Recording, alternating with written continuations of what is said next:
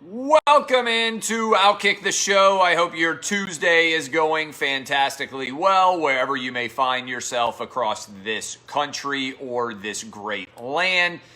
A lot of different moving parts here. I hope you've listened to Outkick so far to start off your week. Are we off and running? I think we are good on Facebook. I think we are good on Periscope. We begin with good news, even though the universe seems aligned against any good news ever being reported. Coronavirus continues to decline precipitously. And even the state of New Jersey has now ended its stay-at-home. So as you look at the trajectory of the collapsing death totals from the coronavirus, there are a couple of things that are worth considering. I've said for a while, I think by July 4th, even the most restrictive states are going to allow people to return to normalcy. But when you've got the state of New Jersey effectively ending their lockdown, and they're the second worst state for outbreaks in the entire nation, and when you've got New York City going back to work as well, everything is slowly coming back to 100% normalcy in the United States. And I believe by July 4th, we will be there. And in particular, I think that we are going to see, before all is said and done, full stadiums for many different sports leagues in the fall. And I'm going to get to that in a minute. But I want to start here. I didn't talk about this yesterday, but college football players have officially returned to campus in the SEC. And many other schools as well. Ohio State in the Big Ten, Texas, I believe, down in the Big 12. I think the Big 12 is due back on June 15th, and I want to say this is a positive. As numbers have trickled out, right? Alabama's got some players who tested positive. Oklahoma State had some players who tested positive. You could probably pick several different teams out there and report players have tested positive. But I've seen Tennessee and Florida have had 0 players testing positive. What you come back to again and again is the safest place for college football players to be from a health perspective is on campus. And I beat this stat into many of your brains, but if you're under 24 years old, you're more likely to be struck by lightning than die of the coronavirus. So all of these college football players that are back on campus, I think we're going to have a 100% normal college football season. I don't think there's going to be any wild uncertainties. Certainly, in the SEC and in the Big 12, it's going to be completely normal.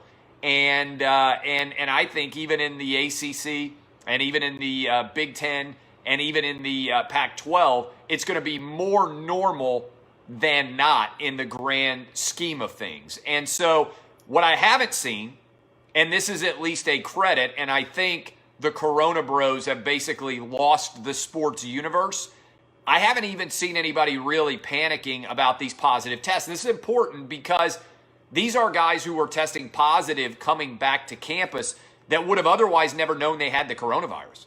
So if anything, their health condition, and therefore the state and the region and the country's health condition, is actually better by these guys being back on campus. And I haven't heard that argument being made, but think about it. All these guys are asymptomatic who are testing positive. They wouldn't have known they had it at all in the first place. They would have been staying in the places wherever they live, and they would have been potentially able to spread it. This is a no-brainer. They're actually safer on campus. And we are going to have college football. There's a lot of Corona bros out there who argued, there's going to be no college football, all this different stuff that was going on for months. It's clear that there is going to be college football. And that we're going to all be able to enjoy it. I think that's fantastic news. I'm looking forward to being able to consume and watch it. Now, would you have ever believed that college football players were going to be back on campus before Major League Baseball players were able to get back to spring training? This is one of the all-time great failures that I have seen in pro sports, that we cannot get Major League Baseball back up and running. And the reason why I'm talking about Major League Baseball here in particular is because the other leagues, whether it's NHL, MLS, or NBA, have at least announced plans to return. And so I'm circling back around on this level. MLB has taken so long in order to get out there. I wonder whether the players, if they were being smart, wouldn't go 100% with a 50-50 breakdown in revenue. The reason why I'm saying that is the Astros and the Rangers can all play in 50% capacity stadiums. I think we're headed, certainly by July, and certainly even more so by August, to all sporting events being played in front of crowds in most parts of the country. So why wouldn't Major League Baseball players, at least having taken so long, be willing to sign on to a 50-50 split? They might make a higher percentage of their salaries by sharing revenue if they gamble on fans being back in the stadium than they would if they were dealing with the existing contracts. And if I were advising players right now, that's what I would be advising them. If you get a fully open books, I think there's a decent chance that Major League Baseball revenue, because fans could be present, is going to be a lot higher than expectation, and that therefore players could end up making a higher percentage of their salary by simply splitting the revenue with the owners 50-50. Now, I don't understand what baseball players or owners are thinking here. This is a classic example of two sides fighting and everyone thinking they look like idiots. Players may think, oh, everybody hates what the owners are doing. And owners may think, oh, everybody hates what the players are doing. What the nation sees is millionaires and billionaires unable to agree to terms to get a game started again. And when you've got Little League Baseball playing all over the country, restarting, and when you've got Iowa, states like Iowa playing high school baseball and high school softball, how in the world can Major League Baseball remotely justify not being back? But again, I circle back around to, if you were sitting odds back in March over who would return first, would we see players be back at college football before a socially distant sport like baseball is back at spring training? It's unbelievable to me that this is utterly ridiculous and absurd that Major League Baseball can't get it done. I'm disappointed in the league in general. Speaking of not disappointed, the opposite of disappointment, props to Dana White. Fight Island is a reality. I believe, if I'm not mistaken, the UAE is going to host this in the Middle East. They are going to have a bunch of international fights from Fight Island. By the way, the island out there in the UAE looks absolutely incredible. This is going to be a really good job by Dana White, who not only has managed to get the UFC back, he's managed to get the UFC back internationally before almost any of these other leagues can figure out a way to get back. This is, I think, an incredible credit to Dana White and his can-do spirit. He has done what I wish Rob Manfred had done, what I wish Adam Silver had done, what I wish Gary Bettman had done. Take control of a situation, even when it's a difficult one, and find a way to get your sport back. I think you have to give Dana White a tremendous amount of credit for his ability to get his sport back up and running while everybody else is still running scared. A couple of other thoughts here. Colin Kaepernick. Colin Kaepernick back in the news as the anthem controversy has arisen in the NFL. I actually think, and I've been saying this for a couple of years now, I think that an NFL team should publicly offer Colin Kaepernick a backup contract to come play for them. A team like Seattle, let's say. And I believe Colin Kaepernick would turn it down because I don't think he wants to be back in the NFL.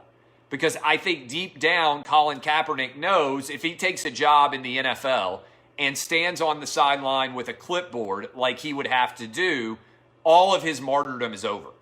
All of this Cap as a hero talk that the coronabros contingent out there wants to label him, right? The woke sports community wants to label him a hero. You aren't heroic if you stand on the sideline and don't play. And look, if Colin Kaepernick came back, I'll be the first to admit, if he came back and he played extraordinarily in football, then he would get the last laugh. But I don't think that's going to happen. I think Colin Kaepernick would come back and he would stand on the sideline and his martyrdom would be over because he would have a job and he would have an opportunity to compete and he just wouldn't be good enough to be one of the 32 starters in the NFL. And so I believe that the best thing the NFL could do is have one of its teams publicly offer Colin Kaepernick a contract at a reasonable salary. What's he worth on the market? Roughly what somebody's worth on the market as a backup quarterback these days. What did Jameis Winston sign for? Like $1.2 million? Jameis Winston, less than that, right? Less than $1 million. Jameis Winston is a lot more proven than Colin Kaepernick is right now. And if he got an offer, let's say $3 million a year to be a backup quarterback right now, I think it would be a brilliant move by the NFL. I think it would undercut the idea that Colin Kaepernick is a martyr. I don't think he'd take the offer. I think he would turn it down. And an NFL team publicly offering him a contract would forever change the trajectory of this conversation, because it would turn into, well, Colin Kaepernick just didn't want to play for $3 million. And I'm saying $3 million just randomly picking a dollar figure, but it's a lot more than your average backup quarterback gets, but still not that much money in the grand scheme of the NFL. It's not like it's going to blow up a salary cap. That's more than Jameis Winston is taking. And Jameis Winston, whether you love him or hate him, is a lot more accomplished right now as a starting quarterback in the NFL than Colin Kaepernick is. So to me, this is a no-brainer. I'm not trying to be anti-cap in any way. I think the NFL should offer him a contract. And if he accepts the contract, he comes in and basically his argument is null and void that he's being treated unfairly. His martyrdom is over, and he's just one of 32 guys on the sideline holding a clipboard, hoping in the back of his mind, even though he won't say it publicly, that there is an injury and he would be able to come back. Now, from a business perspective, I think it only makes sense to sign Colin Kaepernick in a city where it's not going to destroy the business of the sport there, right? So that's why I use Seattle as a good example. You need a strong starting quarterback that is clearly the unquestioned starter, like Seattle, where you know Russell Wilson is the starter, and barring an injury, Russell Wilson is not taking any less snaps.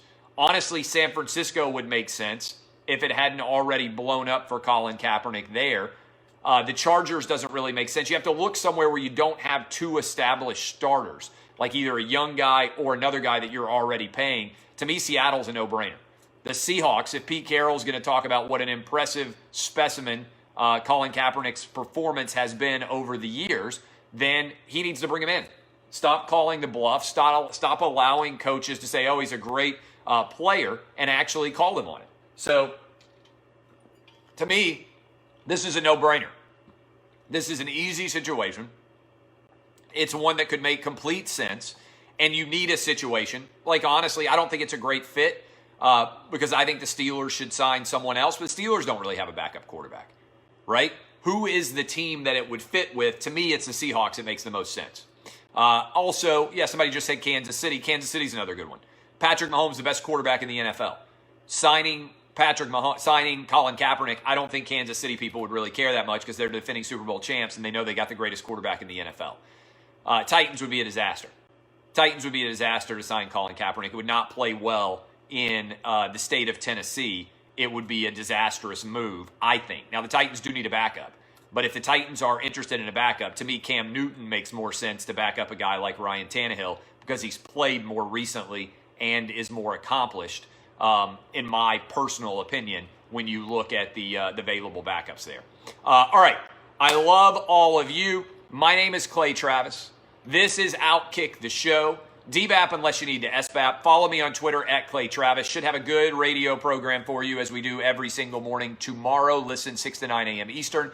I appreciate all of you, and I hope you enjoy the show. Major League Baseball, get it together. Get back now, sooner rather than later. Props to the SEC for getting players back on campus safely. And also, props to Dana White for getting Fight Island back up and running. And remember, we continue to get better and better when it comes to the coronavirus. Time for everybody to get back to work in this country, no matter what state you are in. I am Clay Travis. This is DBAP. Sorry, this is Outkick. DBAP, unless you need to SBAP. I'll see you guys. Kisses. Bye. Love you. Thank you, Facebook. I'll see you guys. Thanks for listening.